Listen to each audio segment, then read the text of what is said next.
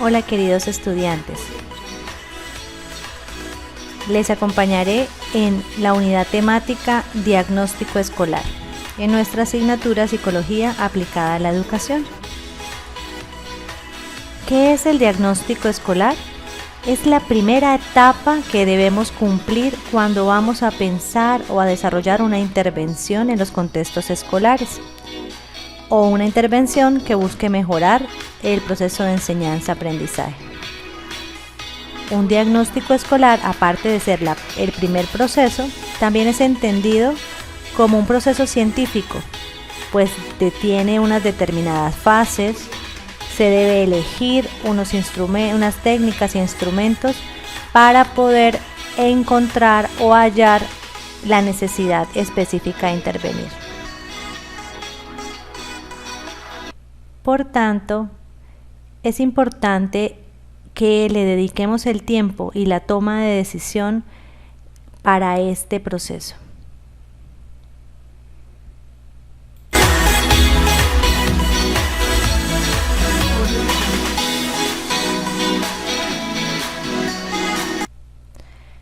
¿Cuáles son las funciones del diagnóstico escolar?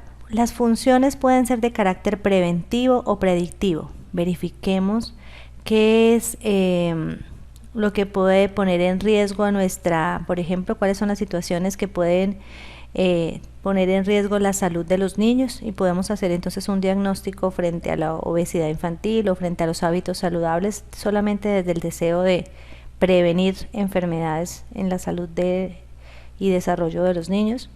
O podemos hacer un diagnóstico que busque identificar problemas de gravedad en el ambiente, como por ejemplo, si quisiéramos indagar si existen acoso escolar, o si de repente hay algunas situaciones de consumo que pueden agravar en como tal las condiciones y las relaciones y las condiciones de salud de los estudiantes. También las funciones de diagnóstico pueden ser orientadoras, es donde se pretenden proponer unas pautas para determinadas necesidades. Por ejemplo, si verificamos a través de un proceso psicométrico o la atención que los niños tienen en las clases y en las actividades académicas, pues podemos crear estrategias y dar orientaciones para el aumento de la atención, o para que esa atención pues sea más captada por los docentes a partir o con la inclusión de algunas estrategias en sus prácticas pedagógicas. Las funciones del diagnóstico también pueden ser correctivas, es decir, cuando sabemos que existe el problema, queremos llegar a fondo a cuáles son las causas que lo están generando, para poder con ello poner a andar acciones que nos ayuden a mitigar o subsanar de raíz esta situación problema. Entonces el diagnóstico puede ser una necesidad, puede activarse por cualquiera de estas funciones. Normalmente nos las solicitan estos diagnósticos pues las directivas de las instituciones educativas, o puede proponerla el psicólogo educativo cuando quiere justificar pues unas acciones que va a diseñar en su labor o en su rol de psicólogo o en su rol de orientador. La siguiente pregunta a tener en cuenta es: ¿cuáles son los principales modelos diagnósticos de la educación? Bueno, pueden existir muchas formas de hacer este proceso. Al ser científico, pues acciones anteriores han permitido determinar unos caminos para lograr hacerlo, que es a lo que le reconocemos como modelos. Del lado de Cortizas Iglesias nos menciona que pueden ser 4: el modelo fundamentado en la variable persona, el modelo fundamentado en la variable situación, el modelo fundamentado en la variable persona-situación y el modelo fundamentado en la perspectiva cognitiva. Mientras que Cardona nos menciona que puede ser un modelo psicométrico, evolutivo, conductual o cognitivo.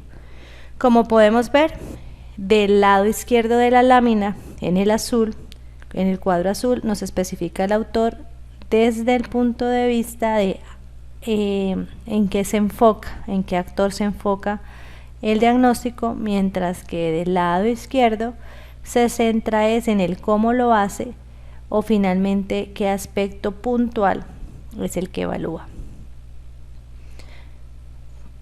También podemos encontrar, según diferentes autores, la división de estos modelos. Uno de los modelos es el modelo centrado en el alumno, centrado en el contexto y centrado en el proceso de enseñanza. ¿Qué quiere decir esto? Que finalmente pues existen varias formas de llamar a nuestros modelos diagnósticos, siendo estos los principales. Cada uno de ellos va a tener una subdivisión. En especial los propuestos por Iglesias tienen una subdivisión. Ejemplo, los modelos fundamentados en la variable persona a su vez contemplan el modelo médico, el modelo de atributos, el modelo dinámico y el modelo fenomenológico. Es decir, un ejemplo, si yo me quiero conocer la variable persona o la variable el actor estudiante o el actor docente, yo puedo desde el modelo médico pretender que mi diagnóstico sea reconocer las condiciones de salud mental de los maestros, o puede hacer desde el modelo médico reconocer las condiciones de desarrollo, del desarrollo y nutrición de los niños de determinado grado o de salud como tal. Es decir, vamos a atender todo lo que tiene que ver desde la perspectiva fisiológica y anatómica. Atributos son los aspectos que se le reconocen al estudiante, habilidades, aptitudes, y en el modelo dinámico pues es más desde la interpretación o el inconsciente, aflorar el inconsciente de los estudiantes, y el modelo fenomenológico para atender a la interpretación, a la realidad o la subjetividad de cada individuo, le da a los escenarios escolares y a los eventos escolares. Como podemos ver, este material que desglosa cada uno de los modelos va a estar disponible a través de un resumen dispuesto en material de lectura sugerida en el aula extendida. Para ello te invito a que lo visites y lo revises con más calma. El modelo basado en la variable situación, aquí estamos teniendo en cuenta es qué hechos, qué situaciones son las que pueden detonar un objeto de diagnóstico, un objeto de observación o de análisis, como por ejemplo el modelo conductual, donde se busca determinar qué respuestas, qué estímulo generan unas determinadas respuestas en los estudiantes. Y el modelo conductual radical queremos verificar en qué ambientes son los que generan unas respuestas específicas. Por ejemplo, vamos a analizar la situación del descanso escolar, porque justamente en el descanso escolar es donde pueden existir conductas a intervenir, ¿sí? En el caso de que, por ejemplo, la violencia escolar puede ocurrir en los momentos del descanso escolar. El modelo variable situación persona pues indaga mucho más o es más usado para reconocer el clima de una clase, el clima escolar, cómo se llevan los compañeros entre sí, y pues para determinar las relaciones entre los iguales. Como les decía anteriormente, Cardona nos habla del modelo diagnóstico conductual, psicométrico, evolutivo y cognitivo.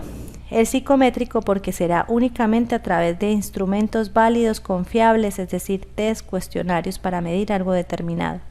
El modelo conductual porque voy a poder reconocer una conducta específica a modificar.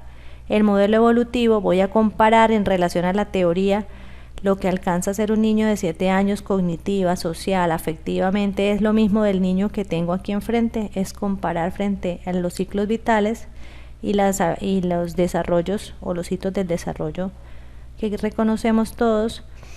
Y el modelo cognitivo es comprender qué procesos mentales están afectando positiva o negativamente la enseñanza y el aprendizaje.